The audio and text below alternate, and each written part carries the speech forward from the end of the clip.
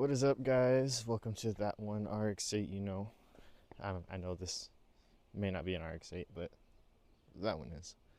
That one's another video topic, but today we're gonna be installing the Offenhauser 1 to 6 pound fuel regulator. This is what I heard was used for older vehicles, like 50s, little V8s or whatever. But we're gonna put it on this car because I feel like the carb is flooding itself a lot, or overfilling, or something like that. I don't know. I don't know much about anything, but it was $30. So we're gonna see if it works. It comes with two different sizes. I'm gonna be using this one. I'm not sure what the size is, but I believe this is the size on my car. I suppose first we should get a baseline though of what it sounds like. So obviously gonna have to jump it because this car sits a lot, if you don't know or couldn't tell by how it looks.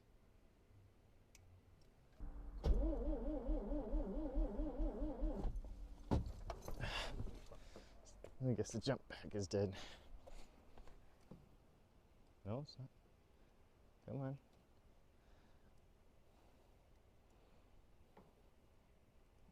It's not doing the click thing it's supposed to do.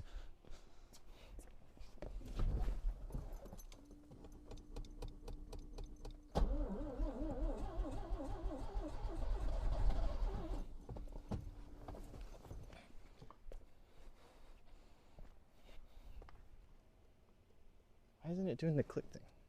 There it is. There we go. $60 jump box I got off of Amazon. Still works pretty good.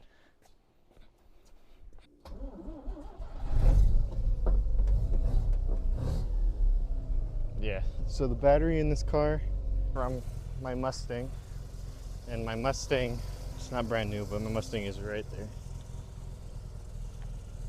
It's my Mustang. There's the RX-8, the name after this channel, and my Prelude, which is my first car. We'll get into all these cars in the later video, but yeah, this battery is a piece of shit.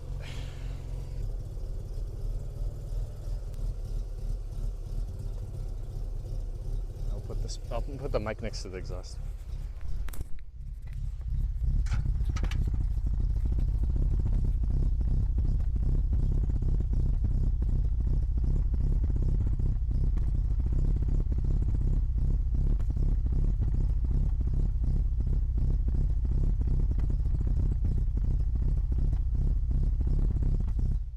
All these poor plants back here that my car is parked next to is covered in burnt or unburnt oil and fuel. Pretty funny. So this is my 12A. Runs like shit. I rebuilt the carburetor, but I had no idea what I was doing. It has a Del Ordo carburetor.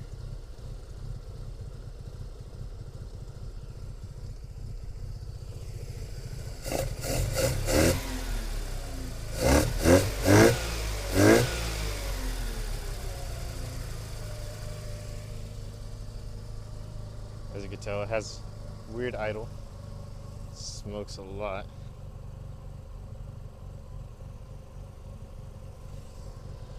Burns a lot of oil. Oh, I should probably take this off now. Okay, so I guess let's get started with this install then.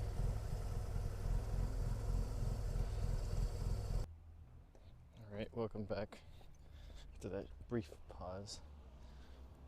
We are just gonna temporarily install this. I don't want to cut.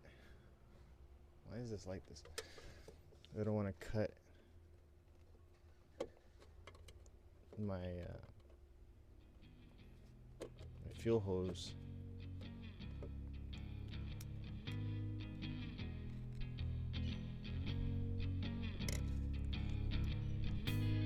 Put that on quick, just like that.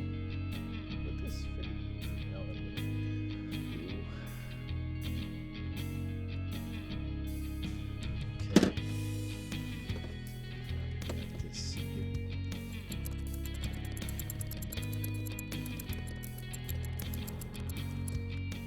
Oh, that's cool. Just dumping my socket into the fuel. That's cool.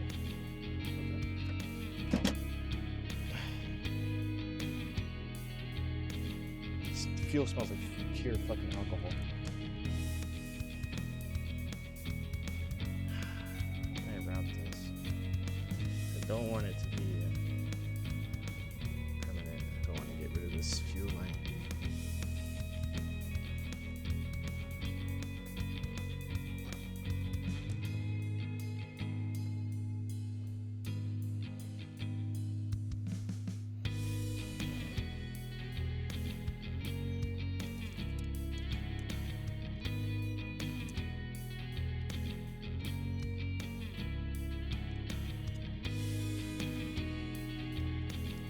Pretty sure this is gonna leak because of the threads. Maybe not, maybe that's gonna be a tight enough seal since it weren't fucking tight. Okay. Alright, that looks stupid, but I guess let's try it. Maybe I'll keep this one.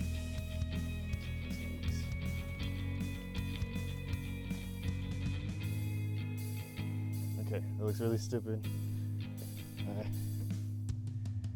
It's at 3.5 psi. I'm gonna grab my jump box.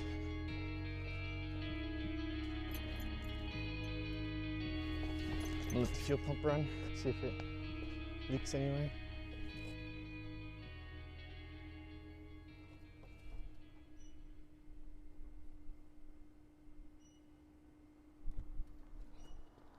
Let's see if it'll turn on.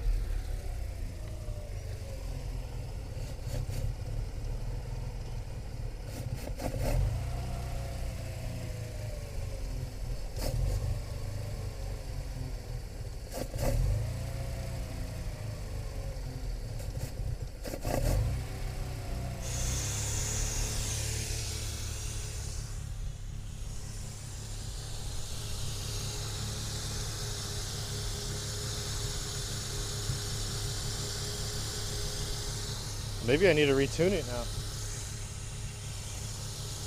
Seems like it.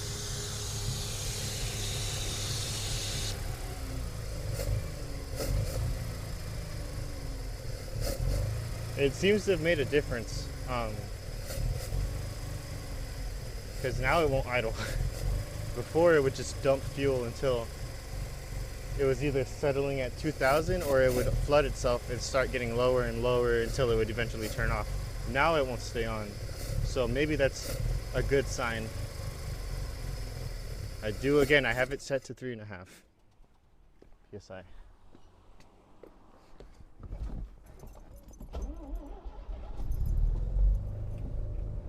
Does turn on decent.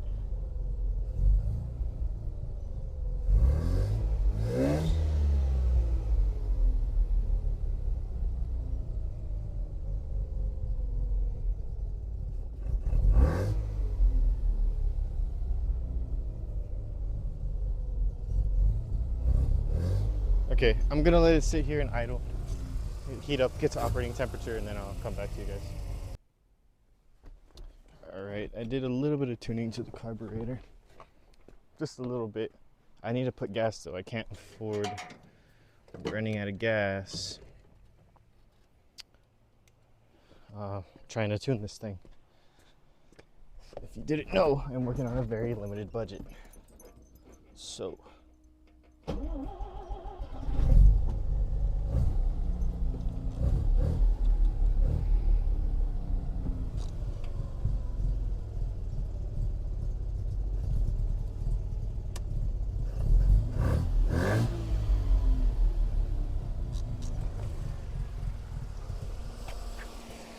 Fucking shit. Okay, hold on.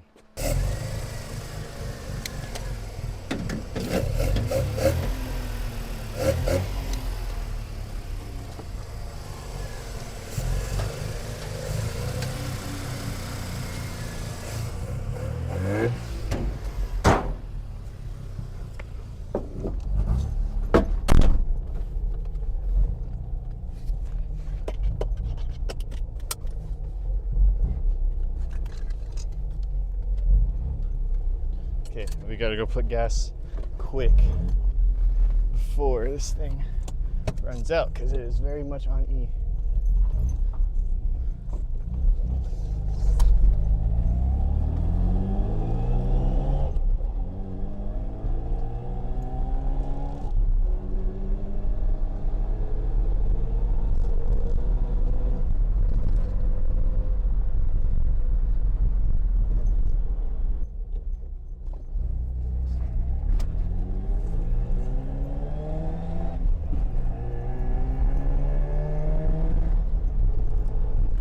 So let's put some gas real quick. It's idling pretty good. Idling at like maybe 1050, 1100 RPM. Not bad.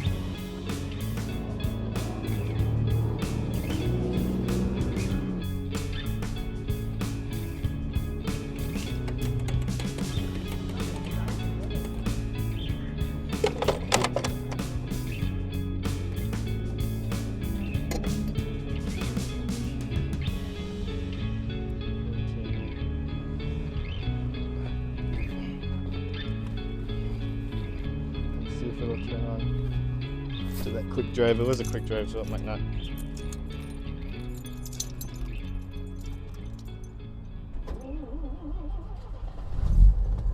Yeah, no jumper box needed. Okay.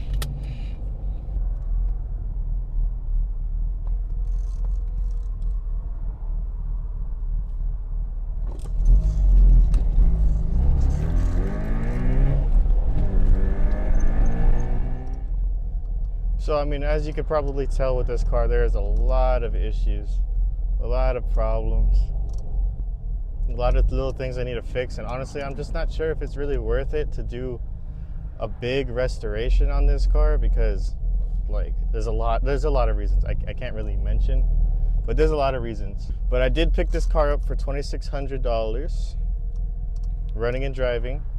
I bought it at, I think, I believe it was 144 or 145,000 miles, and it's at 148,000. So 2,000 to 3,000 miles I've put on this car, and I've owned it for, see here, I bought this as a birthday gift for myself. I believe it was April 2021. I bought it as a birthday gift for myself, and I really do enjoy it. It is my dream car, like I said, because of my dad. He had two of them and got me into them pretty much. This is my third car I've ever owned. My first car was the 1991 Honda Prelude, the silver one, if I show that in the video, the silver one. Then my second car was a 1989 Chevy Camaro IROC Z28 with the 5.7 liter.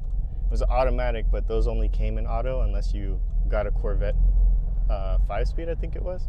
Corvette 5-speed and bolted it on. But I only had that car for like 3 days before I sold it to my dad.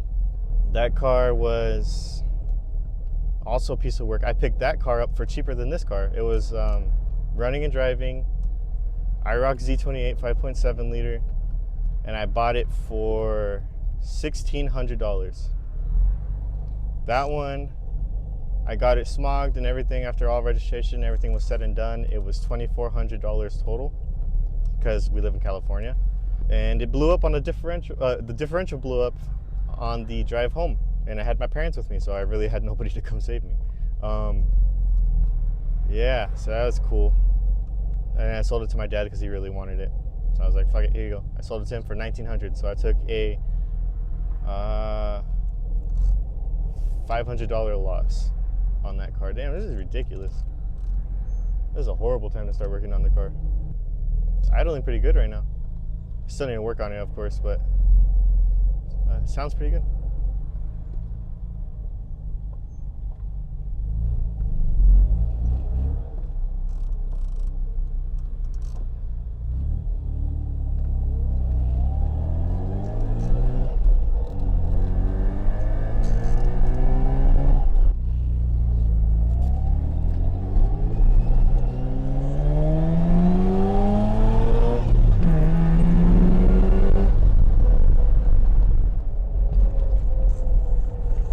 So, I mean, the fuel pressure regulator isn't hurting anything so far. That's one takeaway I can get from this. The idle, I mean, I'm able to adjust the idle a little bit better to suit me, so that's a plus as well. So, I mean, I'd say this is a win. I'm very disappointed in the quality, I guess, of that. It's an Offenheiser fuel regulator. I'm very disappointed in it just because the fittings, they're only halfway fitted on. So I'm hoping it doesn't leak. It's pretty fucking jammed in there though, so I don't really think it will. But yeah, I'll have a video on all these cars and how they are, and like review pretty much of my cars soon. I need to get the Mustang working though. Yeah, this is my 1985 Mazda RX-7. Now with fuel pressure regulator. It's a piece of work, I know. This car is a lot of work. I do want to get a video on repainting it soon. This is Rust-Oleum spray paint on this because it was worse than this actually. And it did look good for a minute, but the sun, California sun, just baked this whole car. Just completely baked it.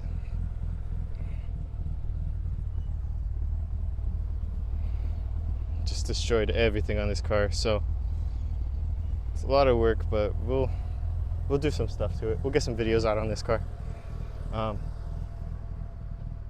Next fix video will probably be on this Mustang right here. This one isn't going to get touched for a long time. It's already been sitting for 2 years. This is my favorite car in the whole world. My favorite car in the whole world. Favorite trim, Grand Touring, and my first car. 1991 Honda Prelude SI. Piece of work, knee tires. This is my IROC that I sold to my dad.